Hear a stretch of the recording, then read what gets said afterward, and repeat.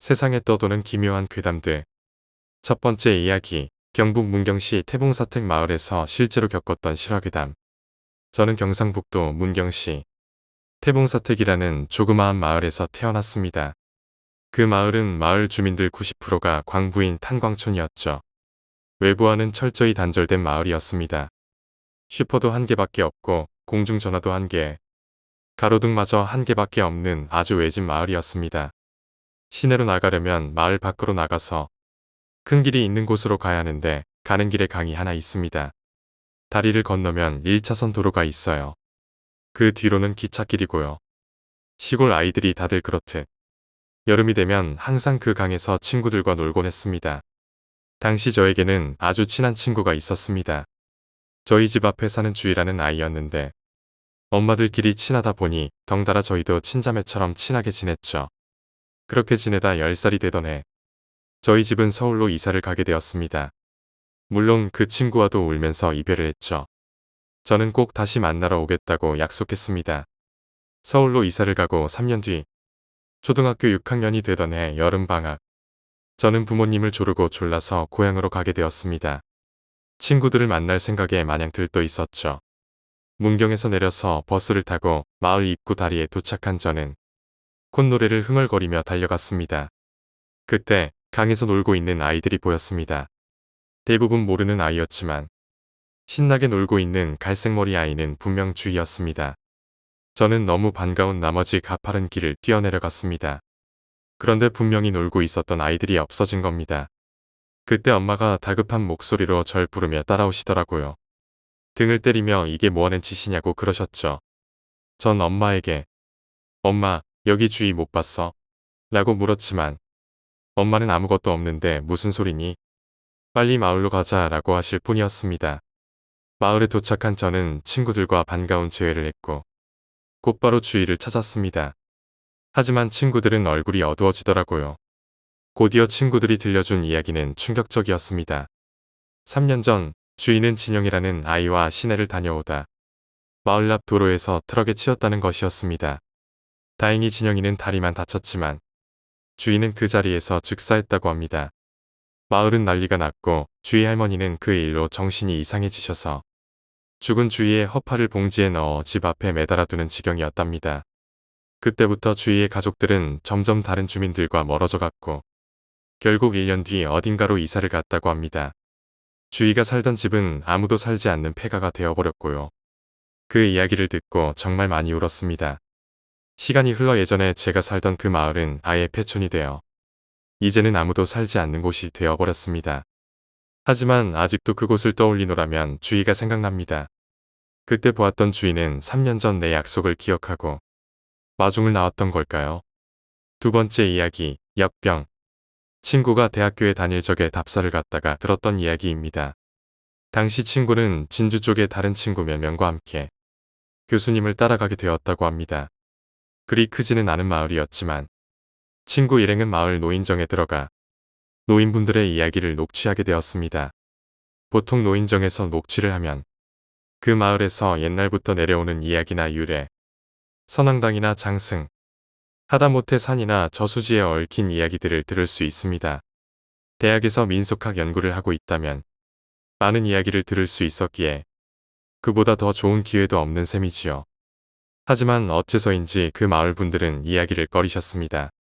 대부분의 취록은 학생들 단계에서 끝나기 마련이었지만 결국 그날은 시간이 너무 오래 걸려 교수님이 직접 나서서 부탁하셨다고 합니다.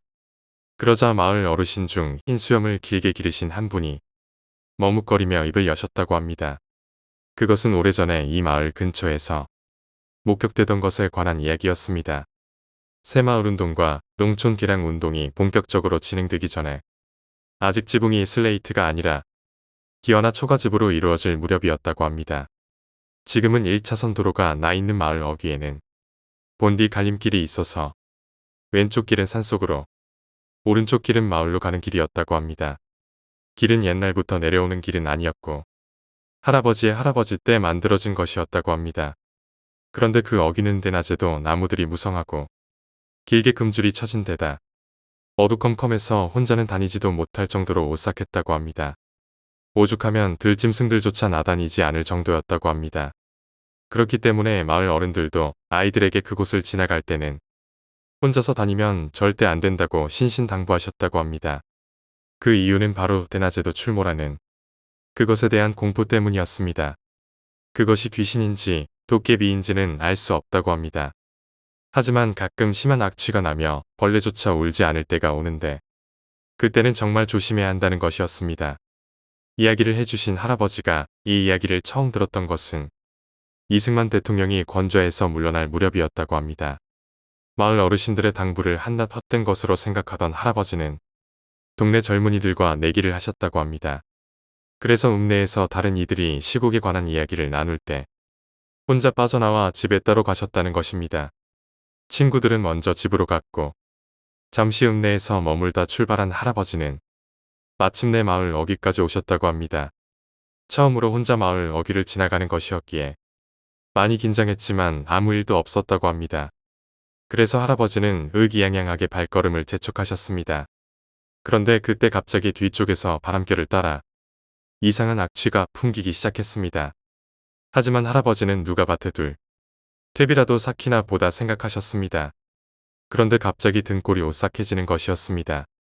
그리고 분명히 등 뒤에 무엇인가가 있다는 것이 느껴졌다고 합니다. 할아버지는 돌아보면 안 된다, 돌아보면 안 되라고 생각하며 후들거리는 발걸음을 옮기셨습니다. 발걸음은 점점 빨라지게 되었고 마침내 잘 움직이지 않는 발로 달리기 시작하셨다고 합니다. 그러다 문득 할아버지께서는 뒤를 돌아보셨습니다.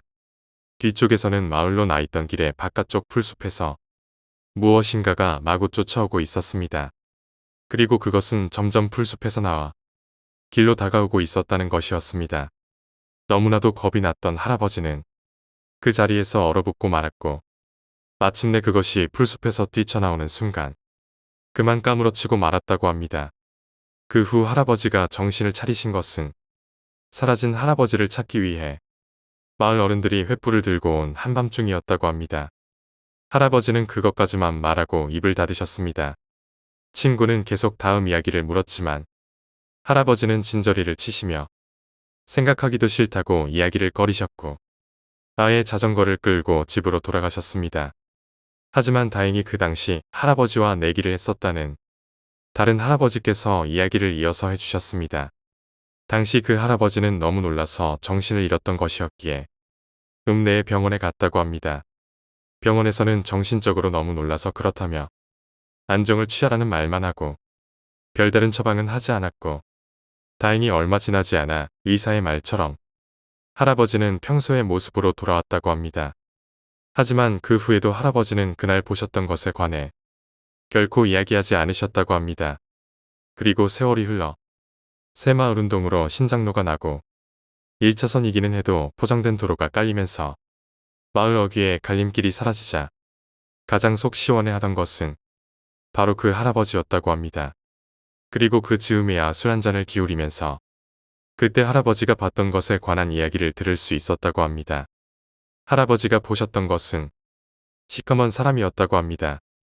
온몸이 완전히 썩어서 온통 검었고 썩은 몸에서는 악취가 진동했다고 합니다. 게다가 다리는 썩어서 떨어진 것인지 허리까지만 남은 몸을 팔로 미친 듯 기어서 할아버지를 따라오고 있었다는 것이었습니다. 하지만 정작 할아버지를 기절초풍하게 만들었던 것은 눈이었습니다. 이미 썩어서 눈알은 떨어지고 퀭하니 눈구멍만 남은 그 눈이 분명히 할아버지를 향해 똑바로 바라보며 미친 듯 기어오고 있었다는 것이었습니다. 그 이야기를 듣자 학생들뿐 아니라 교수님까지 모두 떨떠름한 표정으로 그 마을에서의 답사를 마칠 수밖에 없었다고 합니다. 답사를 마치고 시내버스에 올라탄 채 터미널로 향하면서 학생 중 한 명이 교수님에게 그것의 정체를 물었습니다. 그때 마침 버스에 타고 계시던 나이 지긋한 비구니께서 이야기에 끼어드셨습니다. 어디 마을이라고요? 지금이야 별 이름도 없지만 옛날에는 유명했지요. 일제시대 전인가? 옛날에 그 마을에서 큰 돌림병이 돌았어요. 마침 그때 먹고 살기도 힘든데 가뭄도 겹쳤답니다. 병까지 도니까 병에 걸린 사람들을 모아다가 산에다 버리고 마을에 금주를 쳤었다는 거죠. 그때 돌아가신 분들의 공양을 스님의 절에서 하고 있기에 그 이야기는 아직도 전해 내려와 잘 알고 있다는 말씀이셨습니다. 교수님께서는 이 이야기를 듣자 고개를 끄덕이셨습니다. 그리고 학생들이 무슨 말인지 궁금해하자 교수님께서는 이렇게 말씀하셨습니다. 자네들 집에 가면 조선말 고종 14년에 무슨 일이 있었는지 한 번씩 찾아들 보게나. 성격 급한 몇몇 친구들은 바로 스마트폰으로 검색을 하기 시작했고 곧이어 마른 침을 삼켰습니다. 그리고 나머지 친구들 역시 그것을 보고 고개를 끄덕일 수밖에 없었습니다. 1877년 고종 14년 삼남지방 대기근 역병창궐. 세 번째 이야기, 성모상. 귀신은 믿지 않는 편입니다. 영감 같은 것도 없고요. 다만 보이지 않는 상대의 괴롭힘은 받아본 적이 있습니다. 중학교 3학년 때 우리 집은 이사를 가게 되었습니다. 80년대 양선된 4층짜리 주공 저층 아파트 단지였는데 집은 튼튼하지만 오래된 동네라 불빛 없는 새벽이 되면 정말 무서웠죠. 주변이 산으로 둘러싸여 가끔 산에서 안개가 내려오면 동네 전체가 을씨년스러운 분위기가 감돌곤 했습니다. 당시 저는 침대를 선물 받아 부모님 대신 안방을 쓰게 되었습니다. 그런데 이상하게도 낮이든 밤이든 잠에 들게 되면 이상한 가위에 자주 눌리게 되었습니다. 온몸이 굳어서 뻣뻣한 시시 마냥 움직일 수가 없는데 귀에 남자와 여자의 목소리가 들려옵니다. 죽어버려라며 쌍스러운 욕설이 끊임없이 들려왔습니다. 나중에는 급기야 목이 졸리면서 숨을 쉬기 힘들 정도였습니다. 움직일 수는 없는데 숨은 막히고 귀에는 남녀의 목소리로 죽어버려, 꼴보기 좋네 하고 욕설이 끊임없이 들려옵니다. 저는 가위에서 깨기 위해 이건 가위야, 어서 깨어나야 해 라고 생각하며 애를 썼습니다. 하지만 그들은 귓전에서 꼴보기 좋다, 너 같은 건 없어져 버려 하고 짓걸릴 뿐이었습니다. 형체가 드러나진 않았지만 한 번에 여러 목소리들이 들려왔습니다. 그 방엔 여자 말고도 남자도 있었고 주로 젊은이들의 목소리였습니다. 10대 또래의 목소리라기엔 앙칼치고 굵은 느낌이었고요. 그들은 가위에 걸린 나를 비웃고 괴롭히고 있었습니다. 그 증상이 끊긴 것은 고등학교 2학년 때였습니다. 그해 성당에서 견진성사를 받게 되었고 그때 처음으로 성모상과 성가족상을 받았습니다. 마땅히 장식장도 없고 어디도 둘 곳도 없어 결국 책상에 책장 위에 두었죠. 그렇게 올려두니 성모상과 성가족상이 제 침대를 바라보는 위치에 놓이게 되었습니다. 그 이후로는 낮잠을 자도 밤잠을 자도 움직이지 못하고 목을 졸리는 가위는 끊기게 되었습니다. 가끔 몸을 못 움직이는 가위가 걸리긴 해도 쉽게 풀려날 수 있더라고요. 잠깐 동안 가위에 걸려도 갑자기 쳇하고 혀를 차며 물러나더라고요. 당시 공부로 지쳤던 내 심리의 무의식이었는지 아니면 오래된 집에 남은 무언가들이었는지 눈에 보이지 않아 답답했는데 지금 생각하니 눈에 그들이 보였다면 정말로 난 미쳐버렸을지도 모르겠습니다. 하지만 성모상이 나타난 이후로는 그런 현상이 줄어들더니 끝내는 사라진 것을 보면 신부님이 축성하며 수험생활로 지치고 힘든 미카엘을 위해 기도해주세요 라고 기도해주셨다는 이야기를 나중에 들었습니다. 간절했던 보호 요청에 힘이 나타난 것일지 지금도 신기합니다. 이제 그 아파트 단지는 재건축 후 으리으리한 초고층 아파트 동네가 되었습니다. 우리 가족은 그 후에도 몇 번이고 이사를 했지만 아직도 그때 그 성가족상과 성모상을 모시고 다닙니다. 물론 제 침대를 바라보게 두고 있고요. 저는 더 이상 괴롭힘을 받지 않습니다. 그리고 잠도 밤낮으로 잘 자고 있습니다. 네 번째 이야기, 죽은 동기. 군 복무 시절 부대 중사님께 들은 이야기입니다. 중사님이 하사 시절 밤중에 부대 순찰을 하고 있었다고 합니다. 그런데 중사님이 탄약고 근처를 지나갈 때 수상한 사람 한 명이 다가오는 것이 보였습니다. 그래서 플래시로 비췄더니 군복을 입고 있었다는 것입니다. 소총도 없는 걸로 봐서 근무자는 아닌 것 같은데 늦은 밤에 부대를 돌아다니고 있는 것이 무척 수상했습니다. 하지만 일단 암구호를 물었다고 합니다. 정지, 손들어, 움직이면 쏜다, 화랑. 그러자 다가오던 사람은 잠시 멈추더니 미친 듯 달아나기 시작했습니다. 뭔가 수상하다고 생각한 중사님은 바로 쫓아 달리기 시작했습니다. 하지만 어둠 속이라 중사님은 산으로 가는 울타리 근처에서 그 사람을 놓쳐버리고 말았다고 합니다. 어서 보고를 해야겠다는 생각에 부대로 복귀하려는데 뒤에서 섬찟한 느낌이 들었다고 합니다. 그래서 뒤에 플래시를 비췄더니 울타리 너머에 그 사람이 서 있더라는 겁니다. 그러나 울타리는 도저히 사람이 넘을 수 없는 높이였습니다. 밖으로 나가기 위해서는 빙 돌아서 문으로 나가야만 했죠. 그 짧은 시간에 부대 안에서 울타리 밖으로 나가는 건 도저히 사람이 할 수 있는 일이 아니었습니다. 누구야? 너 도대체 어느 중대 소속이야? 중사님이 그렇게 물어보자 분모를 푹 눌러쓰고 있던 그 사람은 고개를 들고 시구순 뒤 산으로 걸어갔다고 합니다. 그리고 그 사람의 얼굴을 확인한 중사님은 움직이지도 못하고 그 자리에 가만히 서 있을 수밖에 없었다고 합니다. 그 사람은 몇 개월 전에 산에서 목을 매달아 자살한 자신의 동기였기 때문이었습니다. 다섯 번째 이야기, 우주론. 2016년에 개최된 아이삭 아시모프 기념 토론회에서 1급 과학자들이 우리가 살고 있는 우주는 시뮬레이션인가를 토론한 것을 계기로 수면 위로 올라와 현재 가장 핫하다는 우주론입니다. 기본적인 이론은 컴퓨터가 100년 뒤에 지금보다 수만 배 발전할 것이라 다들 예상하고 있고 그것보다 더 먼 미래에서는 이러한 기술의 발전으로 우리는 우리의 조상들이 어떻게 살아왔는지 분명 시뮬레이션을 돌릴 것이라는 겁니다. 아주 정교하게 돌릴 것이고 시뮬레이션 속에 코딩된 사람들 또한 언젠가 과학 발전을 이뤄 시뮬레이션 속에 시뮬레이션을 만들 것이고 이게 반복된다는 것입니다. 우주는 코딩된 프로그램으로 이루어져 있는 것처럼 보이고 몇 가지 반드시 반복되는 규칙 또한 존재한다고 합니다. 가장 큰 증거로는 양자 얽힘 현상이 있습니다. 기본 물리학 법칙대로라면 빛보다 빠른 물질은 존재하지 않는데 양자 얽힘 현상에서 두 양자가 아무리 멀리 떨어져 있어도 한쪽 양자를 측정하는 바로 그 순간 공간과 거리를 무시하고 다른 한 양자의 성질이 정해져 버립니다. 무엇인가를 통해 정보가 두 양자 사이를 이동했다는 건데 이는 빛보다 빠른 물질이 없다는 사실을 생각했을 때 말이 안 되는 현상입니다. 여기서 과학자들은 우리 우주를 이루고 있는 최소 단위는 원자나 전자 같은 파동 형태가 아닌 전구 그 자체가 기본 단위가 아닐까 하는 결론에 이릅니다. 한쪽 양자를 측정하는 동시에 다른 쪽 양자의 성질까지 바로 정해지는 기본 정의. 그 자체가 우주를 이루고 있는 기본 단위라고 말이죠. 그 유명한 관찰자 효과 역시 이를 증명하는 증거입니다. 최소 단위는 정보이니 이는 비트로 이루어진 컴퓨터와 다르지 않기에 이 시뮬레이션 우주론은 현재 수많은 과학자들의 절대적인 지지를 받습니다. 천체 물리학자인 닐 디그레이스 타이스는 시뮬레이션 우주론이 50%의 가능성까지 올라왔다고 주장합니다.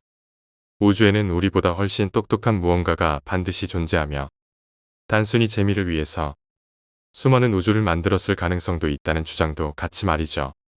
오바마 전 미국 대통령 과학자문인 제임스 게이츠 교수는 우리 우주를 구성하는 입자들이 움직이는 법칙에서 컴퓨터의 오류 검출 코드가 들어있다는 이상한 사실을 발견했다고 주장합니다. 많은 과학자들의 공통된 의견은 우주가 마치 컴퓨터로 코딩한 듯한 정확하고 정교한 수학 법칙에 기반하고 있다는 사실입니다. 이 시뮬레이션 속에 코딩된 함수일 가능성이 높다는 것입니다. 철학적으로도 플라톤이 가능성을 제기하였고 옥스포드 교수인 닉 보스트롬 역시 세 개의 가설을 세웁니다. 첫 번째로 문명이 발전함에 따라 문명은 언젠가 인공의식이 포함된 컴퓨터 시뮬레이션을 구축할 것이다. 두 번째로 그러한 문명은 이런 시뮬레이션들을 연구나 오락의 목적으로 수십억 수백억 개를 실행시킬 것이다.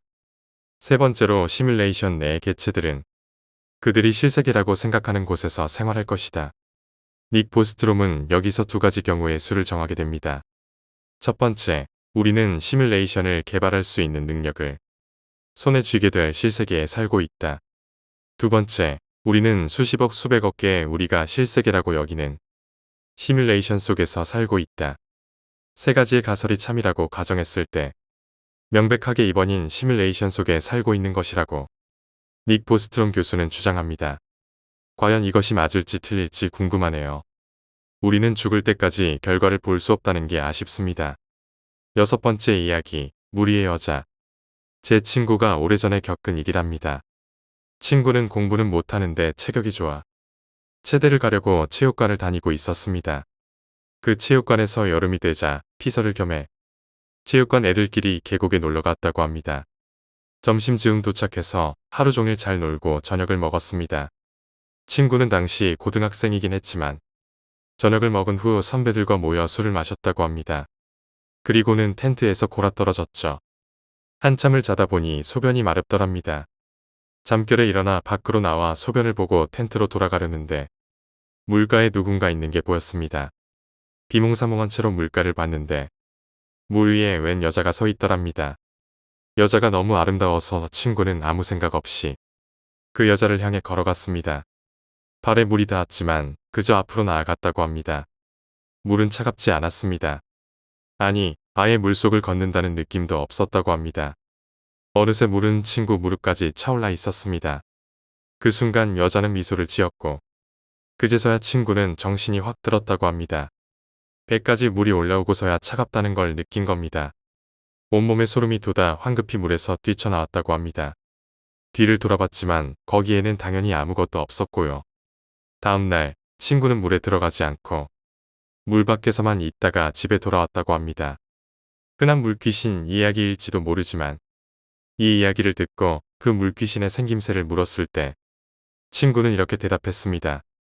내가 이상형이라고 생각하는 얼굴이 있지. 이 세상에 있을 수 없는 외모 있잖아. 그런 외모였어. 아직도 그 말이 잊혀지질 않네요. 7번째 이야기, 부적괴담. 예전에 들은 이야기입니다. 어느 가족이 있었습니다. 그 집안은 대대로 독실한 불교 신자라서 집안에서 후원하는 절까지 따로 있을 정도였습니다. 그 당시 그 절의 주지 스님은 글씨를 무척 잘 쓰고 부적이 영험해 소문이 자자했다고 합니다. 그러던 어느 날 마침 정월이라 어머니가 절에 가서 스님을 뵙고 부적을 얻어오셨습니다. 고시 공부 중인 자식이 시험에 붙기를 기원하는 부적, 집안의 무사한 영을 기원하는 부적, 가족 건강을 위한 부적 등 종류도 여럿이었지요. 어머니는 집에 돌아와 아들에게 줄 부적, 남편에게 줄 부적, 자신을 위한 부적을 챙겨놓고 집안에 붙일 부적을 따로 분류했습니다. 출입문에 붙이라고 스님이 주신 부적은 모두 4장이었습니다. 현관문에 2장의 부적을 붙이고 나저 2장이 남았습니다. 어머니는 잠시 고민했습니다. 부적을 남기기에는 왠지 아까운데 붙일 곳이 없었기 때문이었습니다. 고민 끝에 어머니는 거실과 베란다 사이의 문에 부적을 붙이기로 했습니다. 높은 곳이었기에 의자를 가져와 그 위에서 부적을 붙이기로 했죠. 그런데 한 장을 붙이고 남은 한 장도 마저 붙이려는 순간 갑자기 의자가 갸우뚱거리더니 베란다 쪽의 의자 다리가 부러지고 말았습니다.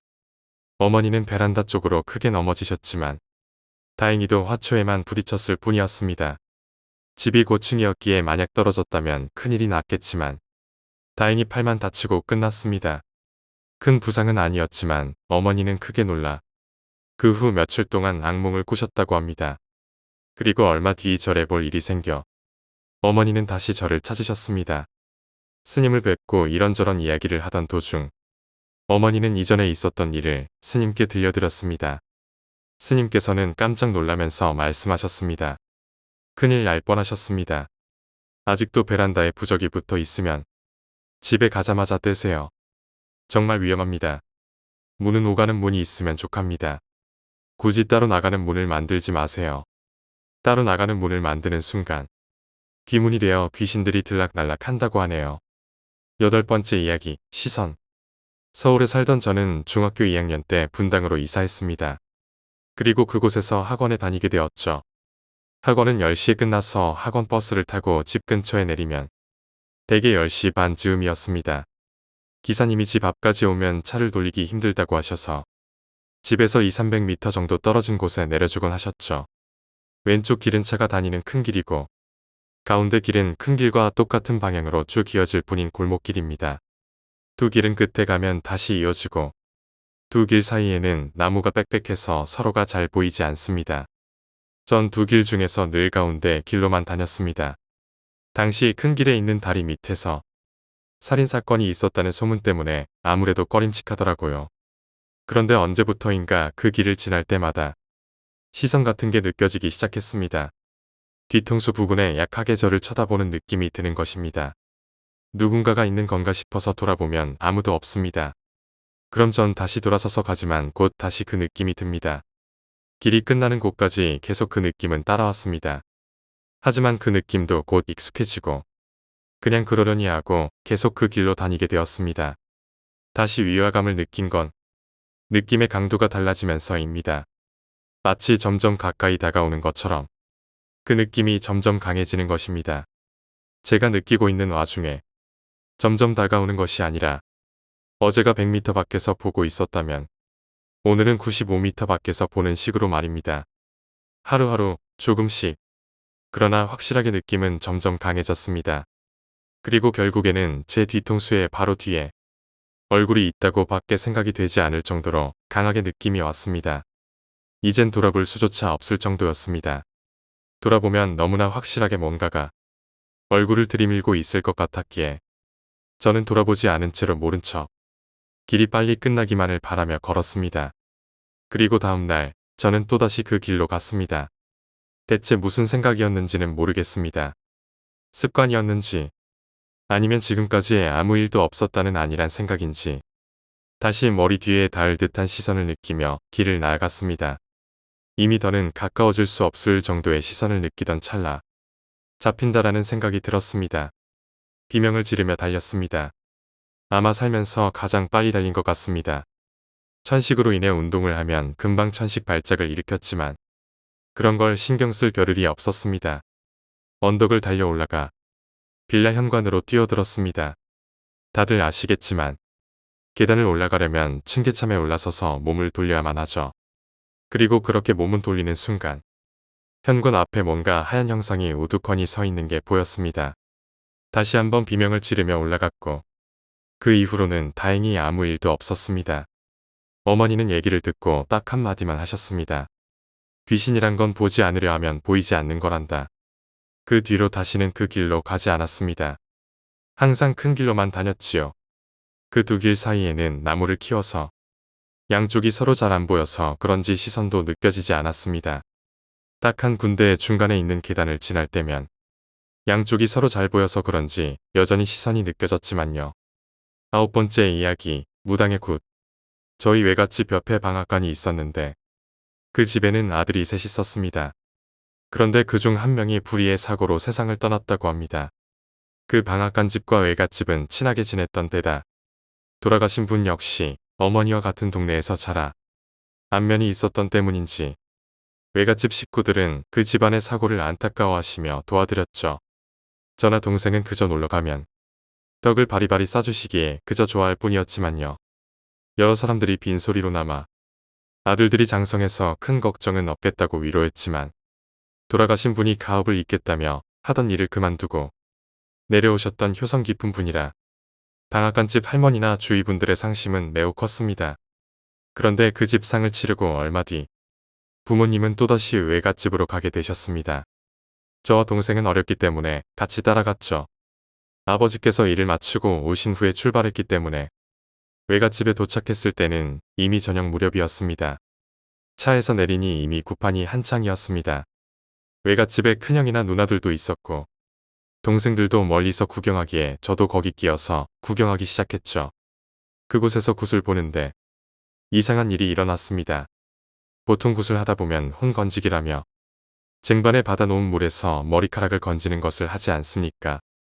그것을 매개로 하여 접신을 한다고 하고요. 그런데 무당이 계속 실패하면서 머리카락을 건지지 못하는 것입니다. 주변에서는 수군대기 시작했죠. 무당이 영험하지 않은 게야. 계속 안 건져지는데 어쩐대요. 그 무당분도 이를 악물고 머리카락을 건져내려 하는 듯했지만 결국 머리카락은 건져지지 않았습니다. 무당분은 고개를 갸우뚱거리며 이런 일은 처음이라고 말씀하셨습니다. 그리고 한참 후에 그 무당분이 부른 다른 무당분이 오셨습니다. 그리고 나서도 꽤 오랜 시간을 허비했던 것으로 기억합니다. 시간은 어느새 한밤중이 다 되었고 마을 사람 대부분은 귀가해서 자리에 남은 것은 친지와 이웃, 친구분들 정도였습니다. 저를 포함한 아이들은 어서 들어가 자라고 쫓겨났고요. 그런데 잠을 청한 지 한참이 지날 무렵 바깥이 소란스러워지기 시작했습니다. 웅성거리고 수군대는 소리가 점점 커졌죠. 가란 말이여, 이놈아 여기 네가 있으면 안 되는 거여. 방앗간 할머니의 목소리가 들려왔습니다. 난생 처음 듣는 할머니의 앙칼진 목소리였습니다. 저와 동생은 방 안에 있었지만 너무 무서웠던 탓에 그날 밤을 꼬박 새우고 말았죠. 다음날 간단하게 아침을 먹고 애갓집에 모였던 식구들은 각자 집으로 돌아갔습니다. 그런데 어째서인지 어른들의 표정은 하나같이 어두웠습니다. 차를 타고 돌아오다 아버지께 무슨 일이 있었냐고 여쭤봤지만 눈물이 빠지도록 혼만 났습니다.